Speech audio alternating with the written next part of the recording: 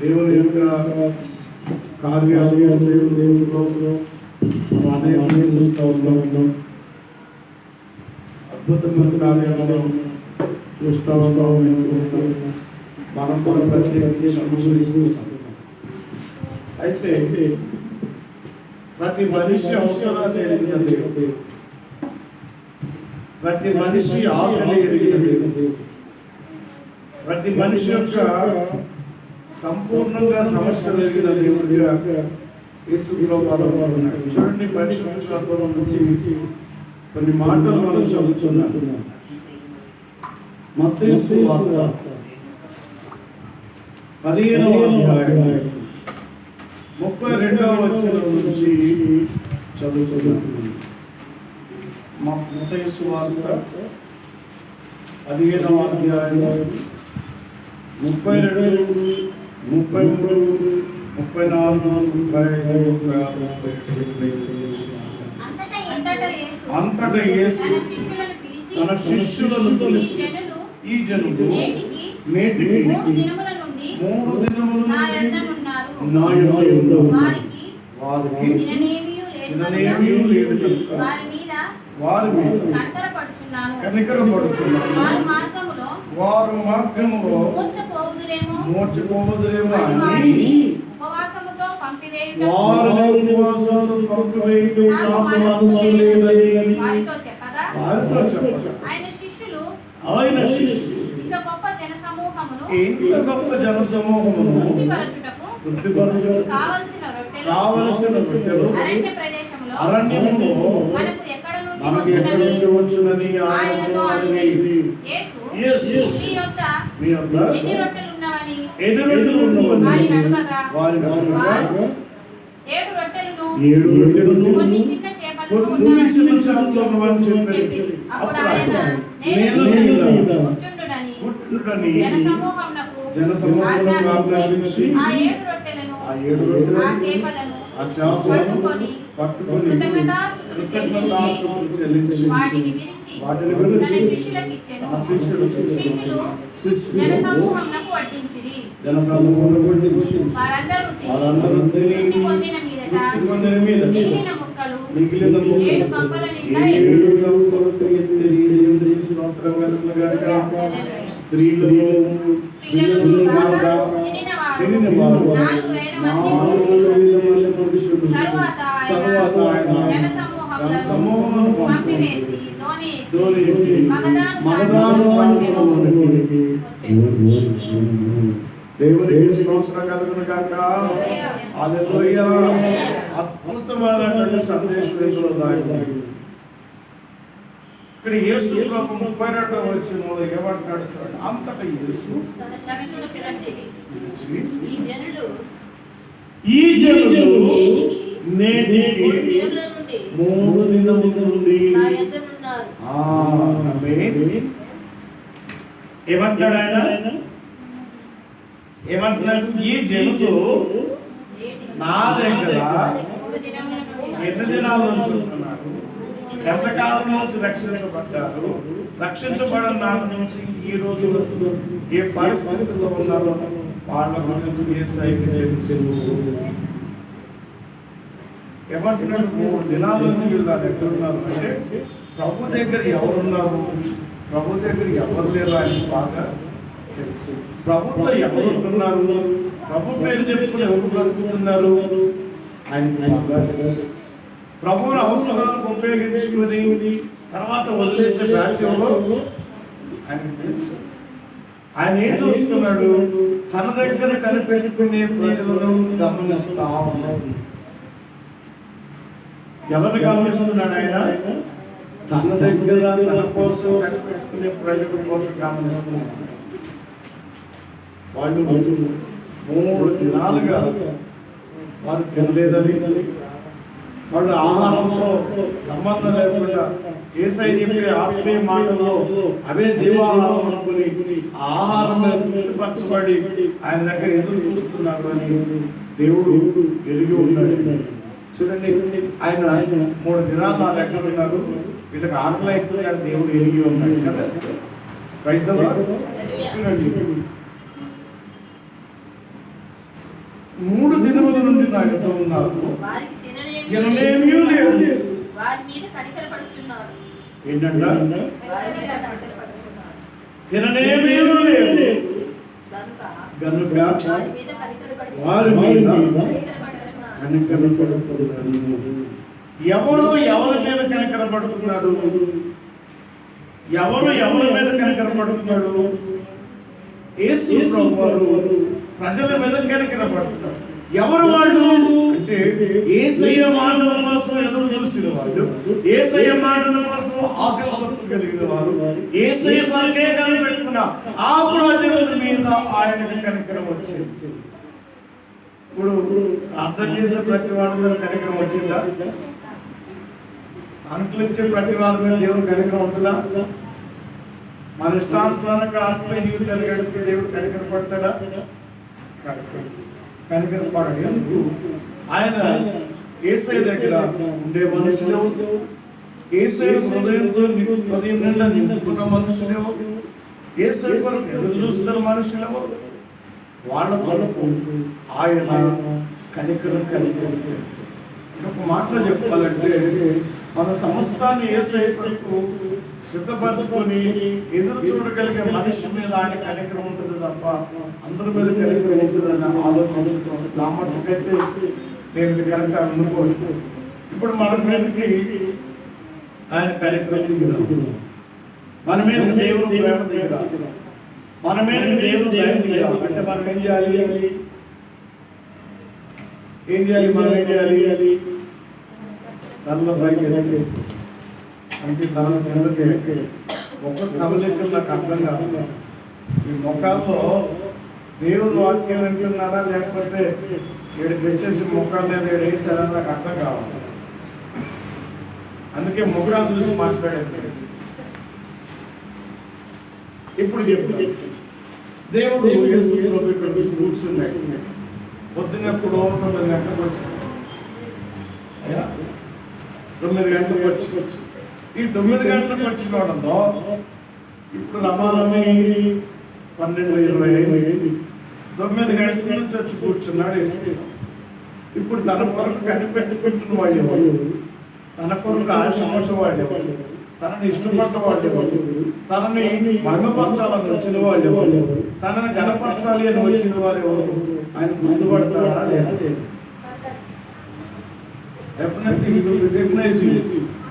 దేవుడు ఖచ్చితంగా గుర్తుపడతాడు. ఇప్పుడు ఎవరి మీద ఆయన కనికరం ఉన్నది? ఎవరిని ఆయన నిందిస్తాడో, ఎవరిని ఆయన ఎరిగి ఉంటాడో, ఆయన ఎరిగి ఉన్నాడు.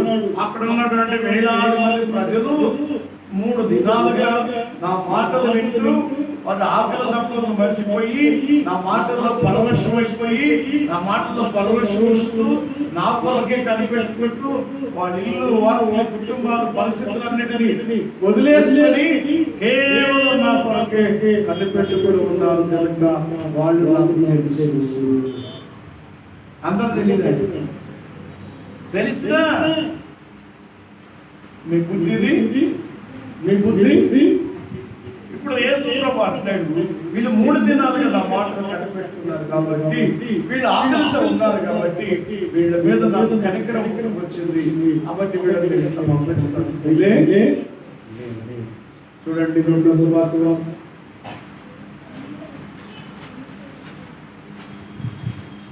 7వ అధ్యాయం 13వ వచనం చూడండి.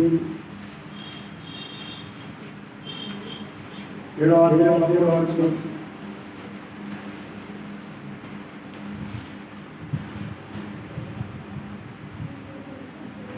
ఏడవ అధ్యాయం చదవండి.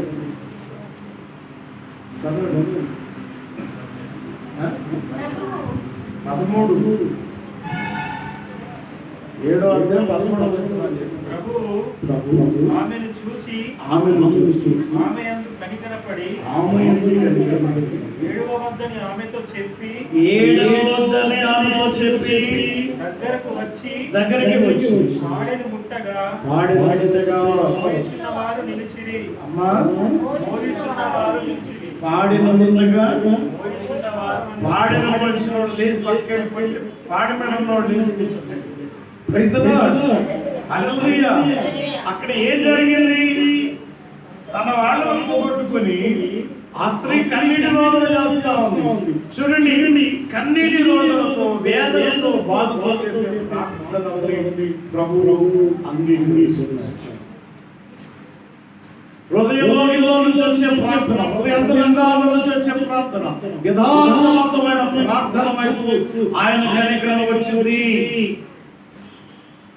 ఆమె కన్నీరు విడుస్తున్నాం, కన్నీరు విడుస్తున్నాం, వేదన చెందుతాం, రోదన రోధిస్తూ ప్రార్థన చేస్తాం. అనగానే ఆమె కన్నీరు రోదన ఆయనకి ఏం పుట్టింది? కదా ఏం పుట్టింది? కళ్ళ చదువుదాన్ని వచ్చిన ప్రభు ఆమెను చూసి ఆమె ఏం చెప్తున్నాడు? నువ్వు ఏడవద్దు, జీవము గల నా దగ్గరకు వచ్చావు, నేను కన్నీటిని నాట్యంగా మార్చువాడిని. యు బిలీవ్ ఇట్, నువ్వు నమ్మి కన్నీటిని నాట్యంగా కన్నీరు విడుచుకునే సందర్భాలు ఎన్నో ఉండొచ్చు, వేదన అనుమతిస్తున్న సందర్భాలు ఉండొచ్చు. ప్రభు అంటున్నాడు కదా, నువ్వు కన్నీరు కాల్చదు, నేను నీతో ఉన్నాను, నీ కన్నీటికి నేను జవాబిస్తున్నా, నీ కన్నీటిని నాట్యంగానే మారుస్తున్నాను. అప్పుడు మరి ఎందుకు ఏడుస్తున్నావు? దేవుని కనికరం ఆమెను ప్రశ్నిస్తాను. దేవుని కనికరం, యేసయ్యలో ఉన్న కనికరం ఆమెతో మాట్లాడతాడు. యేసయ్యలో ఉన్న కనికరం ఆయనకి ఆమె మీద జాలి పుట్టించి ఏడు అని చెప్పి ఏం చేశాడైనా ఆ పాడిన ఆమె దగ్గరికి వెళ్ళి ఆ పాడి దగ్గరికి వెళ్ళి పాడిన ఉండగానే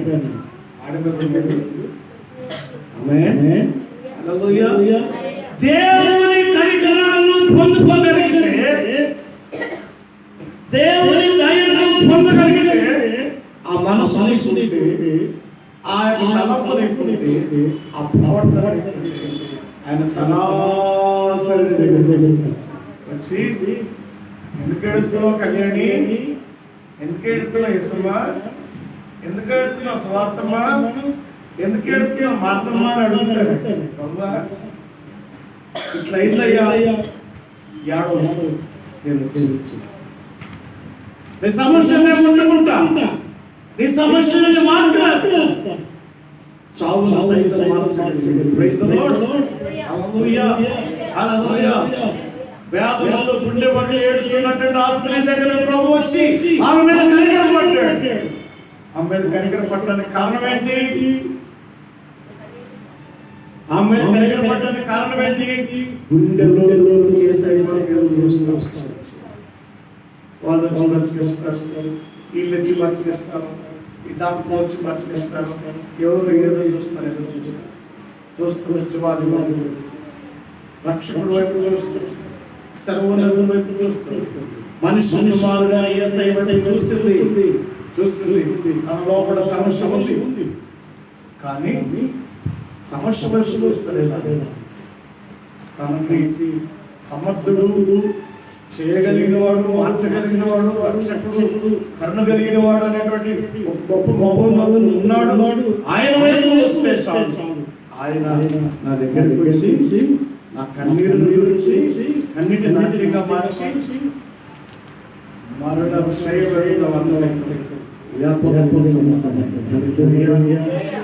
కన్నీరు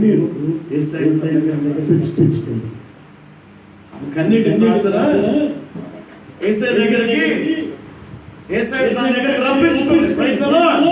మనం ప్రార్థన చేస్తాం, ముందు ప్రార్థన చేయాలి.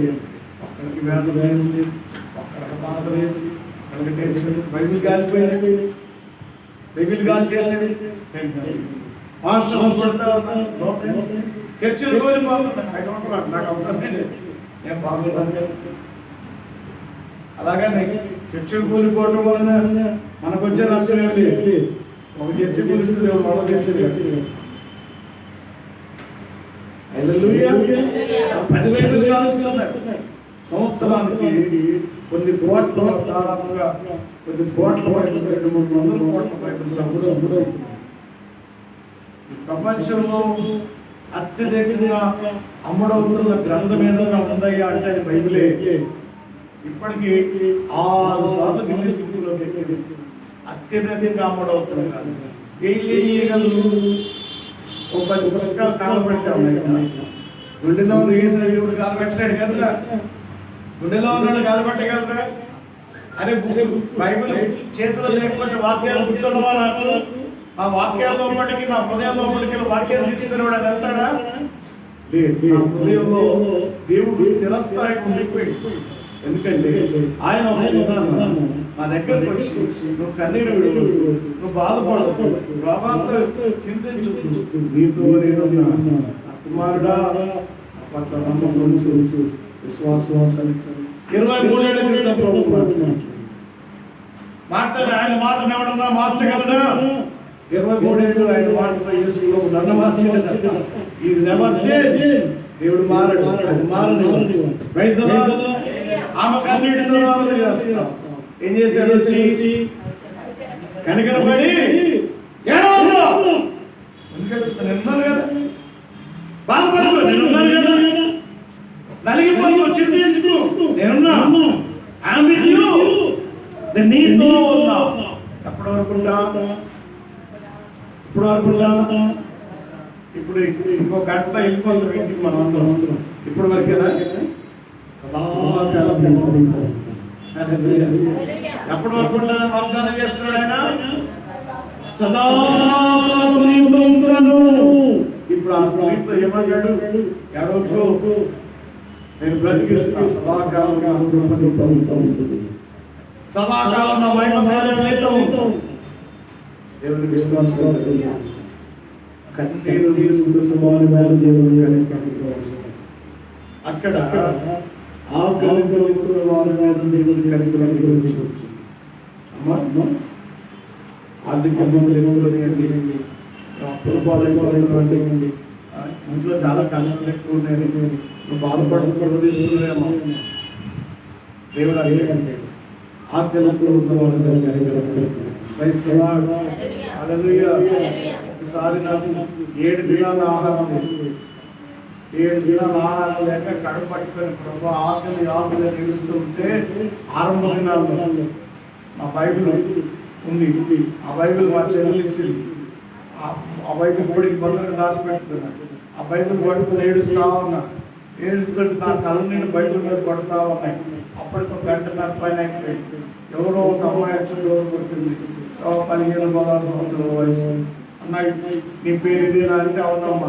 అక్క పిలుస్తుంది. ఇంతకుముందు 2-3 సార్లు చెప్పాను. అక్క పిలుస్తుంది, రా అన్న. ఎవరమ్మా ఇక్కడ నాకు ఎవరు తెలుస్తుంది? లేదన్నా, ఈ పేరు నీదే కదా, నాది, నువ్వు రా. సరే, ఆ బాత్రూమ్కి వెళ్ళి ఒక అరగంట వేసుకొని మొక్కలతో శుభ్రంగా కడుక్కొని వెళ్ళాను. వెళ్ళేసరికి రా తమ్ముడు భోంచేది కానీ నాడిగా నాకు మామూలుగా మొదలు సిగ్గేసుకో. నేను వద్దమ్మా, నేను తినేసి వచ్చా అని చెప్తాను. లేదు, ఆకలి దేవుని దగ్గర మొరపెడుతున్నావు, ప్రభు నాతో మాట్లాడు, నా చెయ్యి నేను తింటే ప్రభు పిలిచి అన్నం పెట్టమని ఆమ్లెట్ దేవుడు ఆహారం. నా కన్నీళ్ళు బైబిల్ అంటే ఎవరు? ఆ రోజు పెళ్లి పెట్టుకుని స్టార్ట్ చేసి ఇప్పటి వరకు నా ఇంట్లో ఎప్పుడు ఎంతమంది భోజనం చేస్తారో చెప్పలేదు. వందలాది మంది అనాథులకి దేవుడు సాయం చేయడానికి ఆనాడు కన్నీరు బైబిల్ నడుచు ఆ స్త్రీతో మాట్లాడు. ఏడవాబాయ్, నీ మీద నా కనికరం నీకు ఆనాడు నీ మీదకి నా కనికరం నీకు కనికరం పడి ఆహారం నేటి వరకు ఇప్పుడు యేసయ్య ఆయన మాటలు జనాలు, ఆయన వాక్యం అన్న జనాలు, ఆయన ఆత్మగా 3 దినాలు ఎదురు చూసినటువంటి ఆ జనాలు ప్రభు ఆలోచిస్తారు. 3 దినాలు 3 దినాలుగా ఆకలి ఆహారం లేదు. ఈ కొండ దగ్గరికి వెళ్ళాలంటే వాడికి బలం రాదు, శక్తి రాదు. ఏం చేయాలి? భగవాన్ వాళ్ళకి పెట్టి పంపించారు. చూడండి 33 ఆయన శిష్యులు యేసు ప్రభువును చెప్తున్న బాగా ఉంది. వీళ్ళని తక్కువ ఉన్నారు, ఇల్లు తక్కువ ఉన్నారు అనుకున్నా. ఇన్ని వేల మంది ఉన్నారు కదా. నువ్వు ఏమన్నా ఏం దొరుకుతాయి మా దగ్గర? 7 రొట్టెలు తప్ప ఏం దొరికిందండి మా దగ్గర? చిన్న రొట్టెలు 7 రొట్టెలు ఉన్నాయి. ఉల్లి చిన్న చేపలు 7 రొట్టెలు. వేల మంది జనానికి ఏం పెడతావు ప్రభు అని అడుగుతున్నాడు. చూసానండి యేసు ప్రభుని అడుగుతున్నాడు. యేసు ప్రభు చెప్తున్నాడు, మీ దగ్గర ఏమన్నా తెచ్చిపెట్టినట్టు. యేసు ప్రభు ఈ అడవిలో ఏడకి వెళ్ళేవాళ్ళు మేము, ఇదంతా అడవిలో ఏమైనా తిండి దొరికిద్దా? కొన్ని మీ దగ్గర ఏమన్నా? మా దగ్గర ఏమో అనుకుంటున్నాం. రొట్టెలే. అందులో ఎన్ని ఉన్నాయి? 7. ఎన్ని ఉన్నాయి? 7 ఉన్నాయి. చేపలు బతికే ఉన్నాయి. ఎన్ని వాళ్ళు పెట్టాలి? అసలు నమ్మాలా మేము? ఇదే క్వశ్చన్ కదా వాడు చెప్తుంది. చూడండి వచ్చిన చదవండి.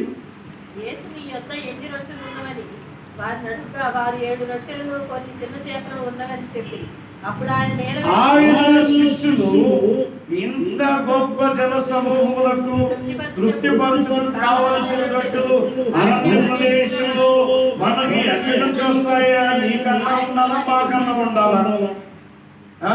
నీకన్నా డ్రైవింగ్ ఉండాలి, మాకన్నా ఉండాలి.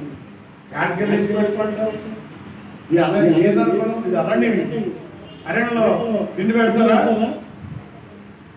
మనకు అప్పుడు డబ్బులే లేవు మన దగ్గర.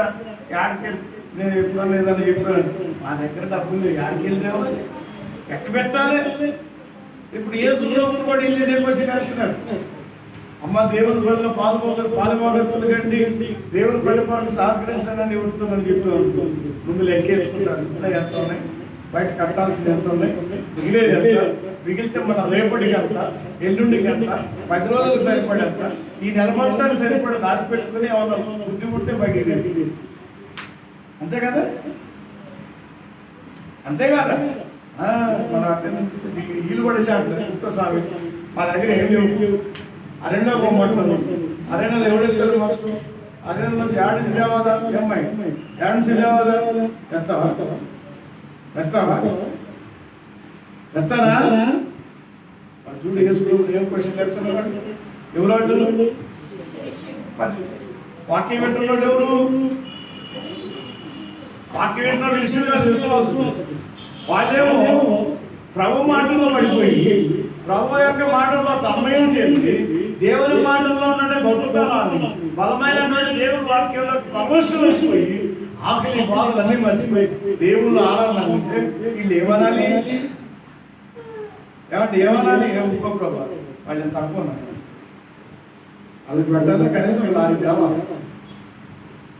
1 లారీ రొట్టెలు తెస్తే కానీ వాళ్ళకి సరిపోదు. అసలు 3 రోజులు వచ్చున్నాయి. ఒక్కోడికి ఇచ్చి 10-20 రొట్టెలు రొట్టి పడే ఆవు కావాలన్నా కదా. ఇప్పుడు మనకి ఇంట్లో కూడా చేస్తే ఒక్కొక్కరు 5-6 రోజులు తింటారు కదా. పెద్ద కిలో మాటలు లేకపోతే ఒక్క రావుడికి ఏమో అంత సమర్థం కదా. ఇప్పుడు ఏంటంటే మరి అప్పుడు ఎట్లుండాలి? వాడికి 15 రొట్టెలు సరిపోతాయి?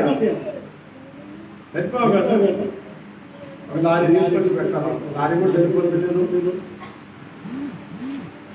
వాళ్ళు అంటున్నారు శిష్యులు విశ్వాసులు బాగా విశ్వాసంలో ప్రభు దగ్గర నమ్మకంతో, ప్రభు యందు విశ్వాసంతో, ప్రభు యందు ప్రేమతో, ప్రభు యందు అత్యంత విశ్వాసం కలిగి వాళ్ళు ఆకలి తప్పులని ప్రభు ఎదురు చూస్తే వీళ్ళేమంటారు? ఒక్క పూట తిండి పెట్టాలి అరణ్యం యాడ్ నుంచి తేవాలి. ఎవడిస్తాడు మాకు ఈ టైం? ఇప్పుడు మీరు ఈ మంట దిగిపోయేసరికి చీకట్లో మమ్మల్ని పూలు పట్టేస్తే, పాములు కాటేస్తే, కుక్కలు ఎగిరి పడితే అడవి పువ్వులు ఉంటాయి కదా, నక్కలు పడితే ఆమె మింగెత్తే అసలు ఏమన్నా ఆలోచన ఉందా నీకు యేసు ప్రభు? ఇప్పుడు తెమ్మంటే యాడ్ నుంచి ఎవడెత్తాడు యాడ్ దొరికితే దిక్కుమాల పరిచిందని మనం ఉంటాయి కదా. ఏదన్నా పని చెప్తే అప్పుడు వస్తే ఇవన్నీ లెక్కలు. ఏదన్నా ఒక చిన్న పని చెప్తాం అనుకోండి, దేవుని వారికి ఏదన్నా ఒకటి చేయండి అనగానే వీళ్ళు ఆలోచన చేసి తిరిగి మళ్ళీ ఏం వచ్చినేస్తున్నాడు, ఏం వచ్చినేస్తున్నాడు ఆయన. మీ ఎన్నో నేను చెప్పండి రే బాబా, అడుగులోకి ఎవడు పొమ్మన్నాడు రా నాయన, ఎడారులోకి ఎవడు పొమ్మన్నాడు నాయన, దిక్కుమాల ఆలోచన మీకెందుకు వస్తున్నారా నా పక్కన నుండి? నా పక్కనే ఉంటున్నారు, నాతోనే ఉంటున్నారు. నేను అడవిలోకి పొమ్మన్నా, చెప్పు పొమ్మన్నా. ఇది ఎక్కడ ఉంది, ఇదే పెట్టున్నాను. ఇది ఎక్కడ ఉండేదో ఇది చూడండి, ఉన్నదేదో కాదు కాదు, ఆడికి పోయి చెప్తారు. యేసు మళ్ళీ ఏమంటారు, ఇదిగో నువ్వేం చేయగలవో చెప్పు, నువ్వు ఏ సామర్థ్యం ఉందో నువ్వు చేయగలిగే సామర్థ్యం ఏంటి, నీ జ్ఞానం ఏంటి, నీ తెలివేంటి, నీ బలం ఏంటి, నా కొరకు నువ్వు చేయగలిగే సమర్పించుకున్న సమయం ఏంటి, విధానం ఏంటి, నీకు నాకు మధ్య ఉన్నటువంటి ఆ సంబంధం గురించి మాత్రమే మాట్లాడు. Don't talk anything. వేదాల గురించి మాట్లాడు, నాకు నీకు సంబంధం గురించి. నాకు కావాల్సింది ఏంటి? అరణ్యం. ఎడారిలో ఏముందో నాకు కావాలి, అరణ్యాలు ఏముందా తెలీదా? అరణ్యంలో దొరకదు రేసాకి తెలీదా? 3 దినాలు ఆకలి మన సంగతి ఆయన గుర్తెరిగి అడవిలో ఏం దొరకదో తెలియదు తెలుసు. అయినా మన పనులు మనకి ఊపుతున్నాడు కొద్దిగా. నిన్నే అంటున్నాను అని తెలుసు, దేవుడు ఇస్తాడని తెలుసు, దేవుడు చేస్తాడని తెలుసు, దేవుడు మారుస్తాడని తెలుసు, దేవుడు గొప్ప చేస్తాడని తెలుసు, పోషిస్తాడని తెలుసు, కాపాడుతాడని తెలుసు, శిక్షిస్తాడని తెలుసు, చేతి నిండా పనిస్తాడని తెలుసు. ఆయన వలన మాత్రమే ఈ క్షణం వరకు క్షేమం కలిగి ఉన్నామని సకల దీవెనలు సకల ఆశీర్వాదాలు మనం అనుభవించిన ప్రతి ఈవులని కూడా యేసయ్య ద్వారానే వచ్చింది. మనం ఆయన మన బుర్రమంతులు ఆడేవాడు, ఆడ నుంచి కీడా యేసు ప్రభు ఏమంటున్నాడు, నేను అడుగు పోమన్నా. కానీ మనం అడుగుద్దుగా ఉంటాం. అడుగులో ఎత్తకమని చెప్పానా, దిక్కుమాల ముందు అట్టే ఉంటాం.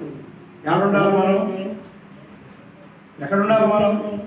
వీళ్ళేమో అడవిలో ఉంటారు, అడవిలో వెళ్తూ ఉంటారు. యేసు ప్రభు అడుగు వెళ్తున్నాడు, అడిగినా నీ పర్సలు ఎంత ఉన్నాయి, యేసమ్మా ఎన్ని చాకరీ తెచ్చావు, ఇప్పుడు నీదే నీ ఉన్న నీ పరిస్థితి నీ దగ్గర దేవుని ఇష్టమైన మనసు ఉందా, దేవుని సంతోషపరిచేటువంటి ఆలోచన ఉందా, దేవునికి ఇష్టమైనటువంటి తలంపులు మన దగ్గర ఉన్నాయి, అవి చూస్తాడు ఆయన. రేపు నేను మారుతా ప్రభావ ఇది ఒక్కసారి వదిలేసంటే సరే పోతా ఉన్నా, నేను బస్సు దాటి కొట్టేది పోదు కానీ రేపు మారుతా ప్రభావ, రేపు ఎల్లుండి ఇంకేదో చేస్తా, మాకు బాగా డబ్బులు వచ్చిందని నేను ఇస్తాను, నీ డబ్బులు ఉంటావు అవి ఇచ్చేదా ఆయన.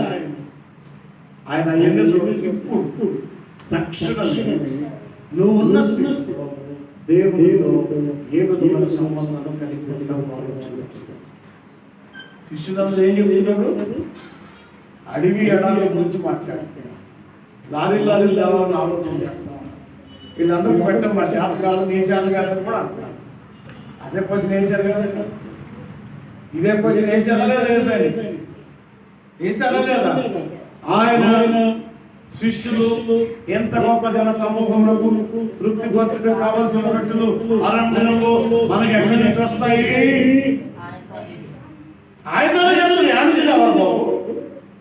మాట చెప్పిన సరిపోతా అంటే వేసే మాట మనకి ఏం లేదు, చెప్పండి చెప్పండి.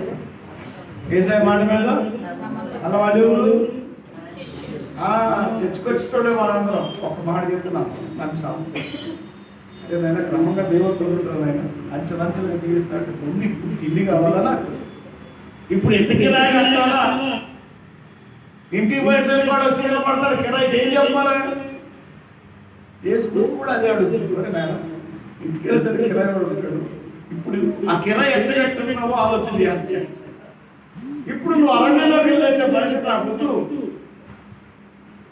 ఎడారిలోకి వెళ్ళి వచ్చే పరిస్థితి రాక. ఇప్పుడు నా దగ్గర ఉన్న మీ దగ్గర, నాతో ఉన్న మీ దగ్గర నా కృప ఎంత ఉంది మీ దగ్గర, నా దీవులు ఎన్ని ఉన్నాయి మీ దగ్గర, నా పైన నమ్మకం ఎంత ఉంది మీ దగ్గర,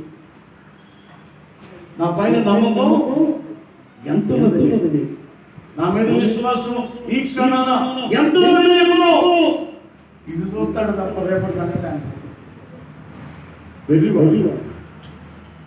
చెప్పండి వెళ్ళి ఇలా నీ ప్రాణము దేవుడు అడిగితే రేపు ప్రణాళిక ఉంటుందా? ఏసై ఏమడుగుతున్నాడు? ఇప్పుడు ఎన్ని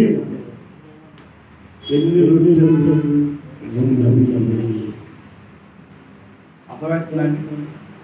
నీ ఉన్న పరంగా దేవుడి దగ్గర వచ్చి నీ విశ్వాసాన్ని పరీక్షిస్తే, నీ ఆత్మీయ జీవితంలో తొంగి చూస్తే, నీ క్రియలను చూస్తే, నీ మీద దేవుని ఆలోచన క్షణాన్ని కలిగితే ఆయన కనికరం వచ్చింది నీ మీద. నిన్ను గొప్ప చేయాలనుకున్నాడు, నిన్ను దీవించాలనుకున్నాడు, నిన్ను ఆశీర్వదించాలనుకున్నాడు, నిన్ను అభివృద్ధి చేయాలనుకున్నాడు, నిన్ను కనపరచాలనుకున్న ఏసై నీ మీద కనికరం వచ్చింది. ఆయన వచ్చింది. నేను నీ మీద కనికరం పడినప్పుడు ఇప్పుడు నీ దగ్గర ఏం గుణం ఉంది అని ఆలోచన చేసేటప్పుడు ఏం చెప్తావు? ఏం ప్రవర్తన నీ దగ్గర మారుకోవాలంటే ఏం చెప్తావు? ఆయన కనికరం పడి చేయాలని ఆలోచన, దీవించాలని ఆలోచన, నిన్ను ఆశ్రదించాలని ఆలోచన, నిన్ను గొప్ప చేయాలని, నిన్ను పోషించాలని, నిన్ను కనపరచాలని దేవుని తలంపు కలిగి దిగొచ్చింది అనేది వచ్చి ఇప్పుడు నా కనికరాన్ని పొందుతున్నాను, లేకపోతే నా ప్రేమను పొందుతున్నాను, నా దయను పొందుతున్నాను, నా దీవెను పొందుతున్నాను, నా ఆలోచన భరించిన నీ దగ్గర ఇప్పుడు నాకు కనపడేకున్నా ఏం చూపిస్తావు? తక్షణమే దేవుడు అడిగితే ఏం చూపించాలి? ఏమైనా ఉన్నాయా? అందుకే ఇజ్కి అంటే ప్రభా నా నీతి ఎదుట నేను నీతిమంతుడు కాదు,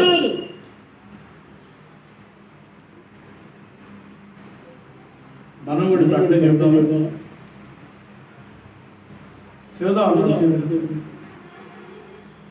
నేను నీతిమంతుడాన్ని కాదు, యథార్థవంతుడు కాదు, పరిశుద్ధుడు కాదు అని అనేటువంటి సిగ్గు లేకుండా బయటికి మీరు పనికిరా, మీరు అసలు పనికిరారు. ఎందుకో చెప్తారు? ఆయన నీతిమంతుడు కదా, ఏసై నీతిమంతుడు కదా, ఏసై పరిశుద్ధుడు కదా. ఏసై రక్తంతో కడగబడిన నేను, ఏసై రక్తం పరిశుద్ధమైతే అది లోపలికి వస్తే నువ్వేమైతావు? బుద్ధి లేదు మన ఇంకా దిక్కుమాలిన ఇంకా దరిద్రులు చెప్పుకుంటారు. మరి ఆయన పరిశుద్ధుడేగా, ఆయన నామం పరిశుద్ధమైన నామమే కదా, మనం పరిశుద్ధపరచబడ్డాం కదా, ఆయన రక్తం మన కొరకు చిందించబడింది కదా, ఆయన మన కొరకు గాయపరచబడ్డాడు కదా, ఆయన మనకు ప్రాణం అర్పించాడు కదా, ఆయన మన కొరకు సమాధిలో పెట్టబడి తిరిగి లేచాడు కదా, ఆయన పరిశుద్ధుడు కనుక మీరును పరిశుద్ధులై ఉండాలి. ఇది ప్రభు కోరుకున్నాడు. ఇప్పుడు కోరుకున్నాడు కనికరం. కళ్యాణి పరిశుద్ధురాలు ఏమనుకుంటున్నాడు? నాకే పరిశుద్ధం అయితే గీతలమే పరిశుద్ధం కాదు. మరి నా రక్తం ఎక్కువ వచ్చిందా?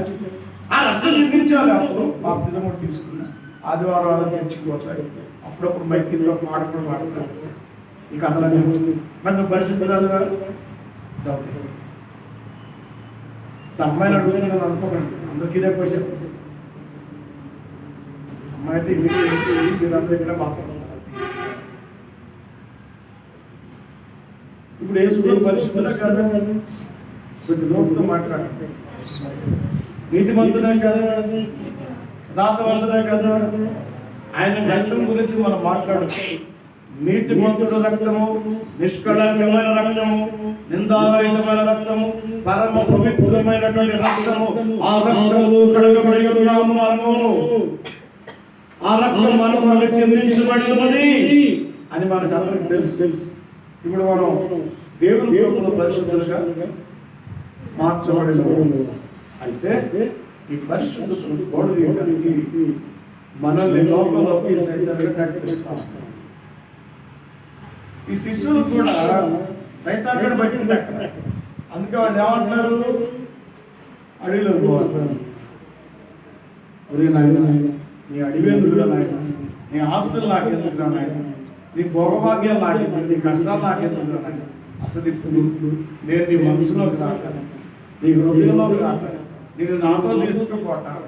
నా కృపంతా నీ మీద కుమ్మరించాను, నా ప్రేమను, నా ధైర్యం, నా కనికరం నీ మీద కుమ్మరించాను. ఏదిలో నీ కనపడేదానికి ఏముందిరా నీ దగ్గర అని అడిగితే ఏం చూపిస్తావు? ఏం చూపిస్తావు చెప్పండి. ప్రభు ఏం కోరుకుంటున్నాడు? ఇదే కోరుకుంటాడే అనుకోండి, ఇంకేమైనా కోరుకుంటాడా? అడిగిలో పోయి కష్టపడి తీసుకురప్పుడు అన్నాడా? ఏమండి, ఉన్న పనులకు ఆయన మెచ్చుకున్నది, ఆయన ఇష్టమైనది, ఆయన నీ మీద కనికర పడటానికి కావాల్సిన గుణ లక్షణాలు దేవుని. అందుకే చూడండి, లూకా సువార్తలోనే 12వ అధ్యాయంలో 29వ వచనం ఒకసారి. 12వ అధ్యాయం 29వ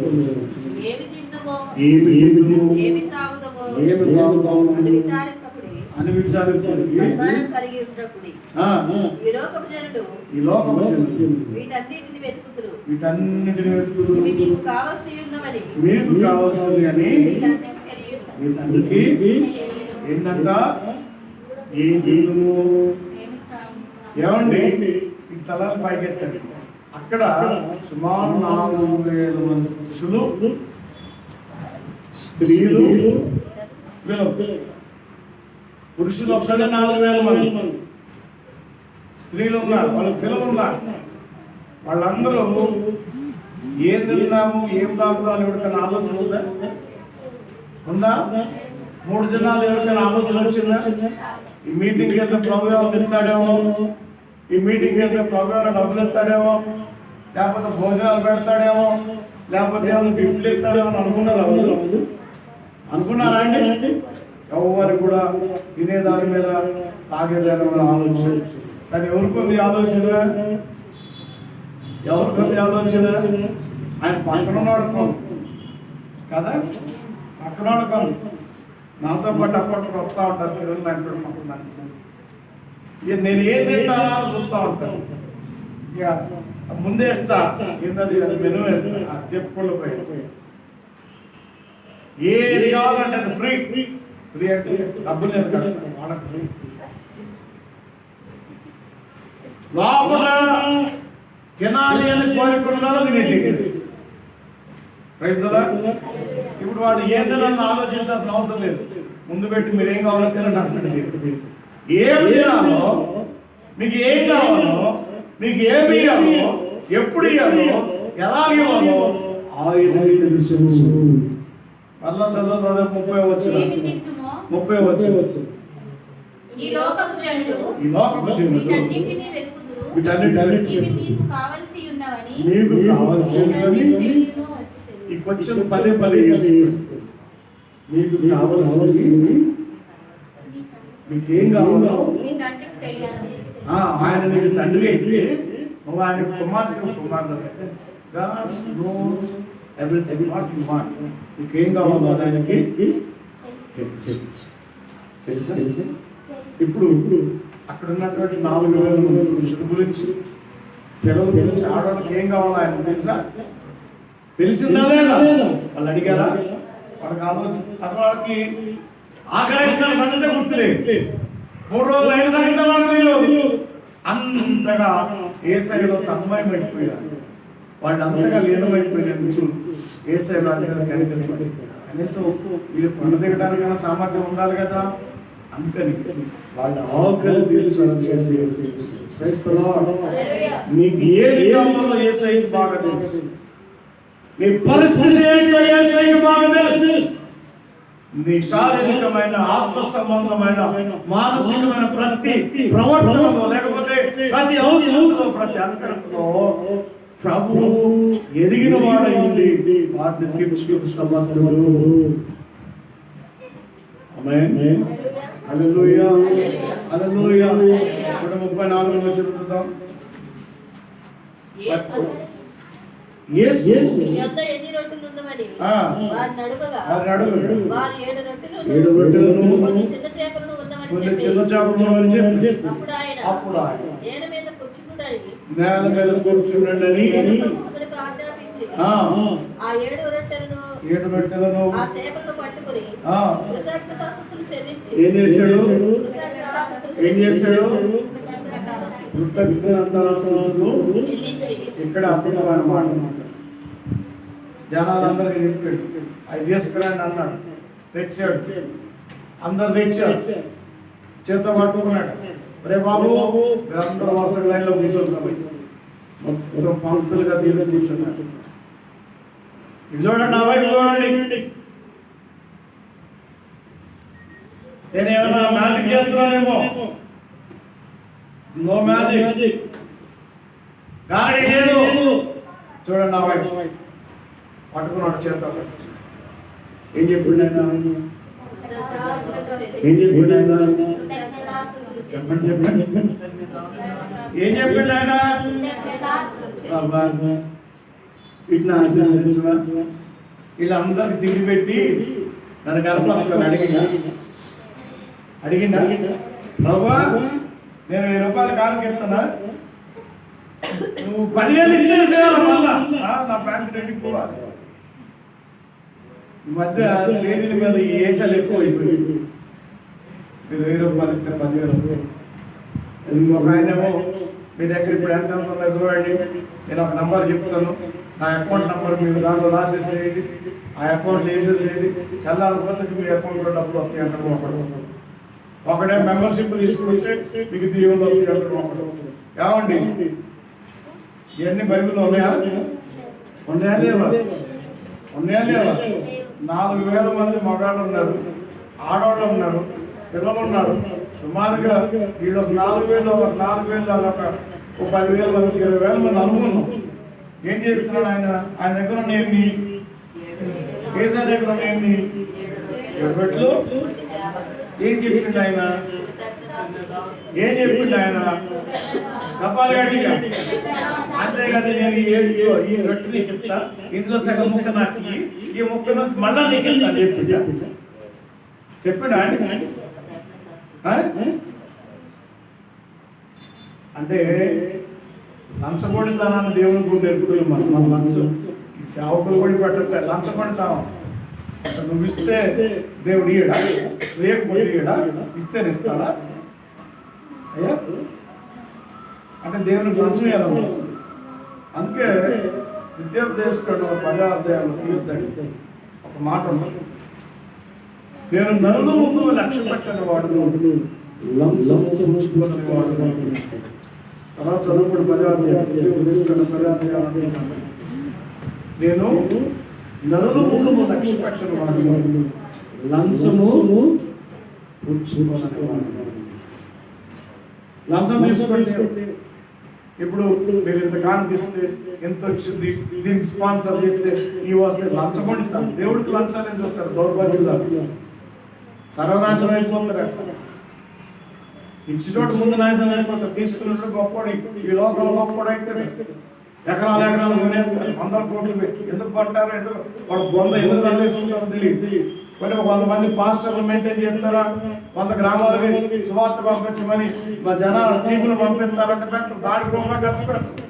ఆస్తులు కావాలి, 100 కోట్లు పెట్టుకుంటున్నారు. దేవుడు నీకు నిజంగా నీకు తీసుకొచ్చి ఎవరితో వేరే పెళ్లి కానుక తీసుకొచ్చి ఇస్తే ఓకే, అడుక్కుంటారు. ఈ మధ్య ఎత్తి బాటిల్స్ నూనె బాటిల్స్ అమ్ముడు. ఇక అమ్మకానికి ఏముందిరా అంటే అన్నీ అమ్ముడే. అయ్యగారు చేయమని ప్రార్థన చేస్తాం. పాస్టరు ఆ మధ్య ఫేస్బుక్లో వాక్యం చెప్తుంటే వాక్యం నచ్చి నేను ఫోన్ చేసి మాట్లాడదాం. నేను పాస్టర్ అని చెప్తా. నేను పాస్టర్ గారితో మాట్లాడాలంటే ఎంతసేపు మాట్లాడుతూ ఉన్నాను, 5 minutes. అయితే నంబర్ చెప్తాను, 500 పంపించింది. మరి అడగండి, మరి మాట్లాడాలి, మరి ప్రార్థన చేయించుకోవడానికి చెప్పండి. మళ్ళా పాస్టర్ గారు ప్రార్థన చేయించుకుంటారా, ప్రవచనం ఏమన్నా కావాలా మీకు అంటే వాడు నన్ను చూడగానే ప్రవచిస్తాడు. వాడు ప్రవచించే ప్రవచనానికి డబ్బులు కట్టాలి. అర్థమవుతుందా? మీ టీవీలలో ఇదేది రక్షణ టీవీలో వస్తాడు, చూసుకోండి. మోజెస్ అని వస్తాడు, మోజెస్ ఫోన్ చేస్తే పాస్టర్లు కలవాలంటే పాస్టర్ 5 నిమిషాలు ఫోన్లో మాట్లాడే ముందు డబ్బులు వేసి ఆ నంబర్ చెప్పాలి. అప్పుడు ఆయన ఫోన్ కలుగుతాడు. వ్యాపారం. ఇక్కడ ఏసై ఏం చేస్తున్నాడు? ఏం చేస్తున్నాడు? తన చేతుల్లో ఉన్న వాటిని తీసుకొని ప్రైజ్ ది లార్డ్. తన దగ్గర ఏదైతే కొంచెం ఉన్నదో, ఏదైతే కొద్దిగా ఉన్నదో, ఆ కొద్దిగా దాని మీద దేవత తండ్రి మీద ఆలోచన కలిగి, తండ్రి మీద నమ్మకం కలిగి, తండ్రి ఈ కొంచెం విడిచినందుకు నీకు థాంక్స్ నాయనా అని చెప్పి ఏమైంది? ఆ రొట్టెలు ఏమైనాయి? ఏమని చెప్పండి, ఏమైంది? అడుక్కున్నాడు. వేసుకున్నాడు.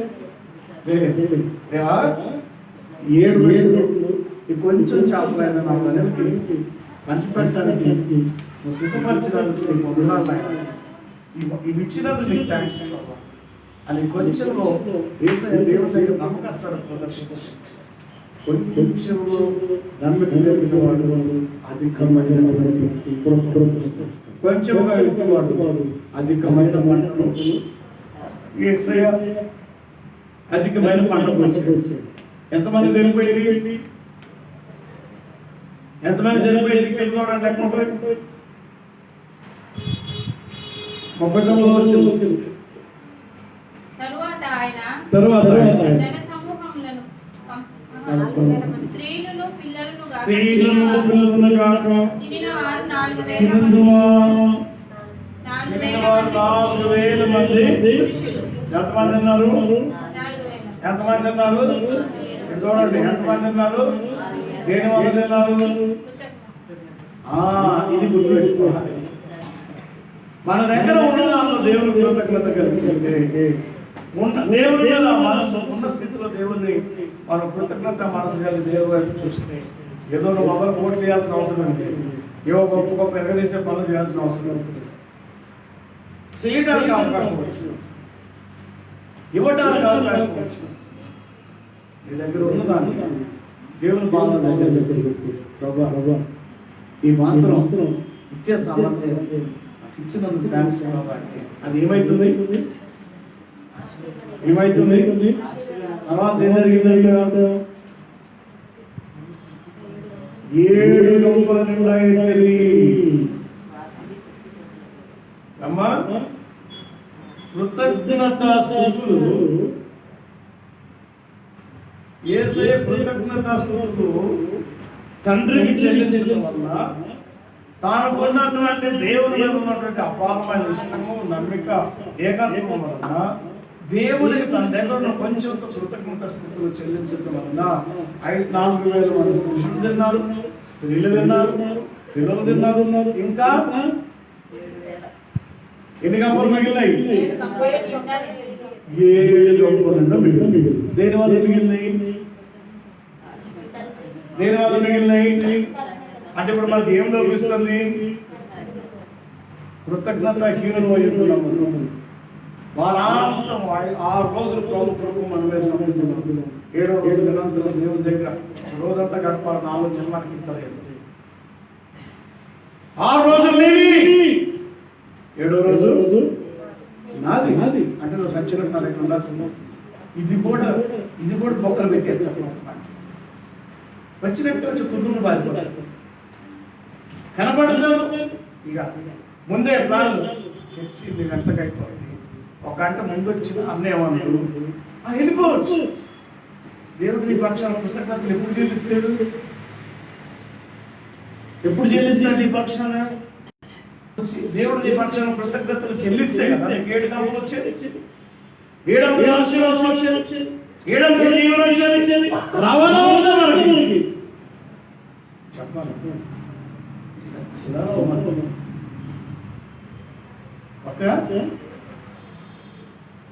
వస్తాయా?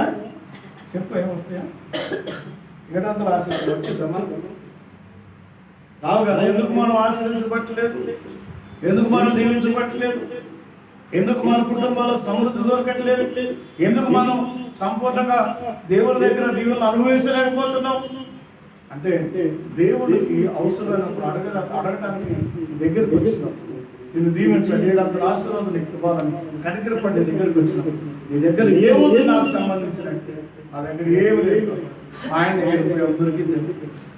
ఆయన దగ్గర నేనే ప్రార్థన చేస్తాను. మా ఆవిడ అప్పుడప్పుడు ప్రార్థన చేస్తుంది. అప్పుడప్పుడు ఆవిడ దగ్గర అడుగుబడి కొంచెం దొరుకుతుంది. ఆ గిన్నెలో చివరి తడన దొరికింది. నేను వెళ్ళిపోయాను ప్రభు, గట్ట దీవించబడతాను.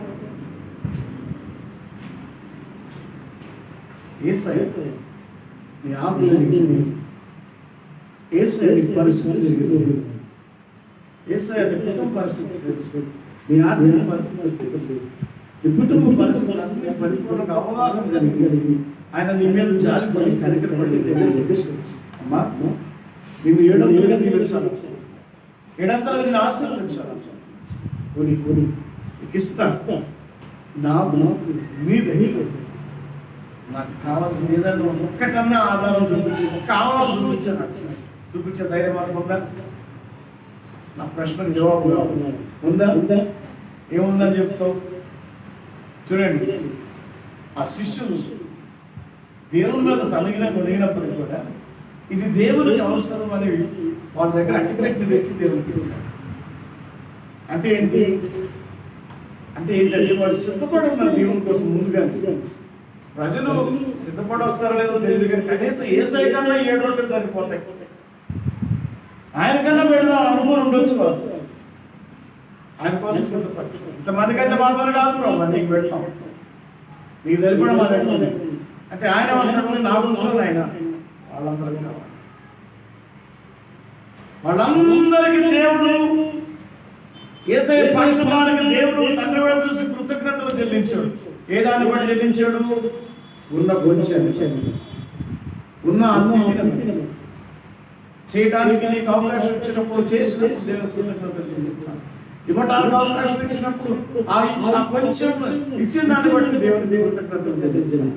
లేని దాన్ని కూడా కాశీ మా దగ్గర ఉంటే నేను తీయాలనుకున్నా పిచ్చి మాట మాట్లాడతాను. అవన్నీ దేవుడికి అంగీకారం. నువ్వు 1 కోటి రూపాయలు దేవుడు కోరుకోడు, 24 గంటలు కొడుకోవాలని దేవుడిని కోరుకోడు. ఎందుకంటే నీ కుటుంబాన్ని ఇచ్చాడు, నీ చేతికి పనులు ఇచ్చి అవన్నీ ఆయన కొంత సమయాన్ని పూతవేట చుట్టుపక్కల మొత్తం కలిపి కిలోమీటర్లు లేదు, 2 కిలోమీటర్లు ఉంటాయి. అయినా 2 గంటలు 3 గంటలు 9 గంటలు స్టార్ట్ చేసి 11:30 12 గంటలు మేమే తెలుసుకోవాలి. ఎలాగ నీకు నీళ్ళు వస్తాయి? యేసయ్య ఇచ్చాడు, మా దగ్గర వచ్చి నిన్ను 700గా దీవించాను.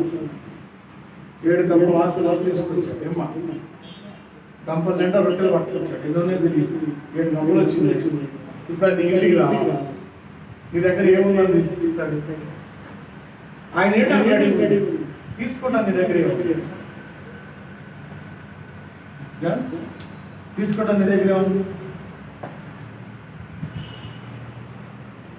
ఉందా? ఉందా మన దగ్గర?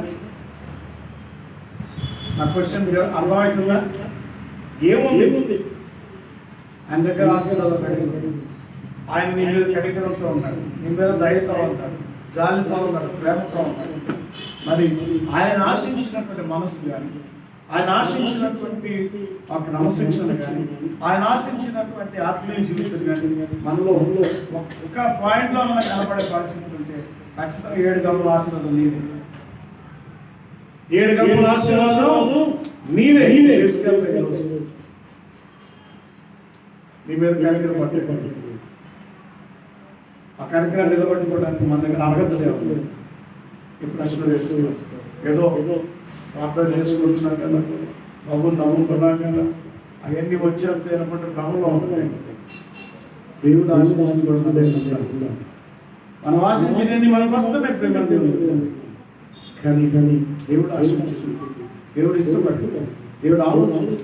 మన దగ్గర కనబడ్డ కొంచెమైన అవకాశం దేవుని కృష్ణ హల్లెలూయా. అటువంటి పరిస్థితులు మన దగ్గర ఏమున్నాయో ఏమి పరీక్షించుకున్నాం.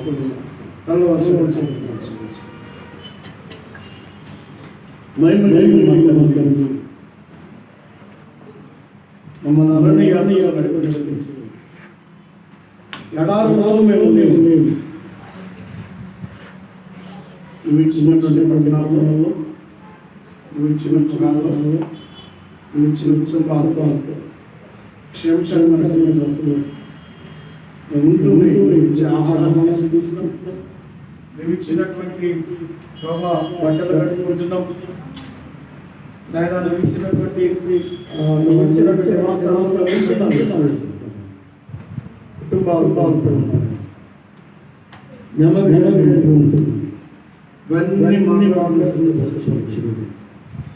కానీ తిరిగి మనలో ఆశీర్వదించాలి, తిరిగి దీవించాలి, తిరిగి నేను గొప్ప చేయాలని నాకు ఆలోచన.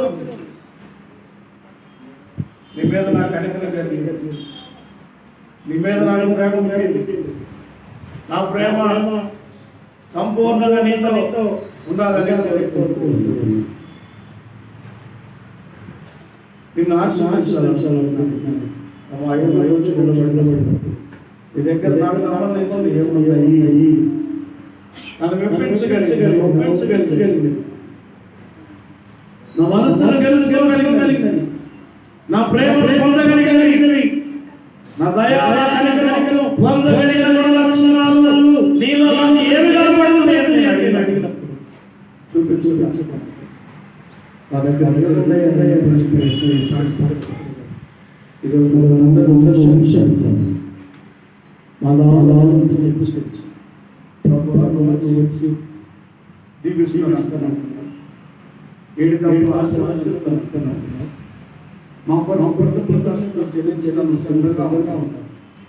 కృతజ్ఞతలు చెల్లిస్తే మాకు 700 ఆశీర్వాదం మేము తినగా తృప్తి చెందగా మా వారికి మేము మనసుగా మిగిలినవి 7 అంత సమృద్ధి మా మీద మేము చేయవలసి ఎప్పుడు ఈ స్థితిలో బడిగి కూర్చొచ్చి మాకు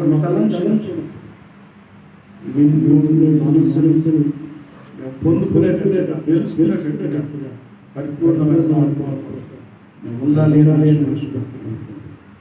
అలాగే ఇంతవరకు మీరు మాట్లాడే మాటలు పట్టిస్తాను.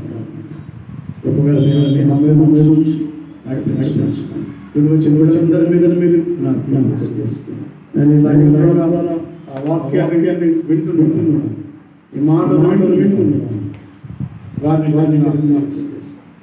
వారి దగ్గరికి నువ్వు వెళ్ళి అడిగినప్పుడు ఈ క్షణాన మీ దగ్గర ఏముంది నాకు ఇష్టమైనది అడిగినప్పుడు నీకు ఏది ఇష్టం అది మా దగ్గర అది అన్నింటిలో ఈ వాక్యం వింటున్నాను, లైవ్ చూస్తున్నాను. కలుగు వారితో మందిరంలో ప్రతి వారిని కూడా ఇష్టమైన క్రియలు ఉండాలి.